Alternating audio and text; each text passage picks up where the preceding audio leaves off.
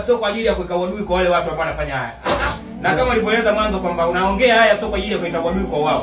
Isipokuwa ni kuwapenda, kuwakumbusha wenda watastuka wakaacha kule waliko.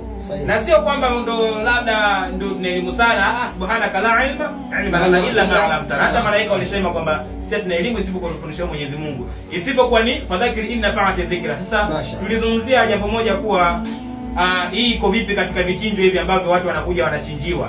Yaani mtu anakulisha kuku lakini ni shehe lakini anakulisha kuku basi anakwenda kichwani kisha anakata yule kuku na mdomo ikiwezekana damu na kuminikia wewe anakuambia hapa nimekufanyia kafara na jini amekutoka katika mwili wako. Hii inakuaje hii? Hivi ni kweli jini ukimchinjia kichinjo ndio atatoka au atafurahi katika huo mwili? Wallahi wa billahi ashhadu la ilaha illa Allah sharika la wa ashhadu anna Muhammadan abduhu wa rasuluhu. Shirku mubin. Shiriki kubwa sana. Ni shiriki kabairi shiriki. Shiriki kubwa iliyokuwa wazi manake. Maana kuna wengine wanasema shiriki kubwa hawajui shiriki zina wastani gani. Ni shiriki mbaya. Unapomchinjia damu jini hanywe damu ile ili iweje? Unanenepesha.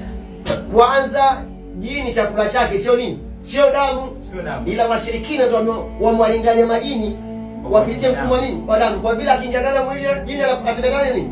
Ndani ya damu mishipa damu. Kwa hivyo ikaonekana afanye fikra jini alinganiwe ili nini? Damu aone ndio chakula chake. Inna lillahi wa inna ilaihi rajiun.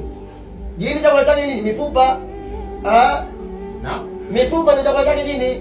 Na mavi. Naam. Jini vyakula vyao majini na wenyewe majini wanasikia vizuri. Alafu hizi habari wanaongeongea watu hawa. Wanaongeongea habari majini. Nimekaa jini miaka 12 khitimu. Umekaa jini kuwafundisha majini. Ndio maana jini kabla hajapenda mambo yao jini Mkristo ama jini mpagani ama jini Muislamu kabla hajapenda mtu wote. Lakini pia nakumbuka hiyo hoja kwamba tulifanya muhadhara Michiga ulichelewa kurudi kidogo, ulichelewa kufika katika muhadhara. Ndio ulipofika ukaniambia kwamba Sheikh leo naita mambo ambayo wewe tunaiko ulikuwa yafahamu mambo haya.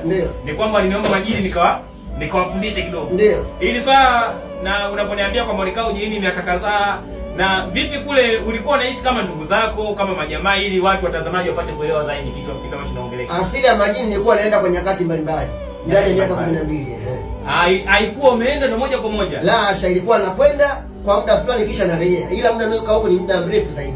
Subhanallah. Katika kuwafundisha majini. Na ndio maana kiwalisia na wasao yopo hakuna tukio yoyote nilifanye, muadhara yote afu watu wanaondoka kwa dua maalum ile wale majini.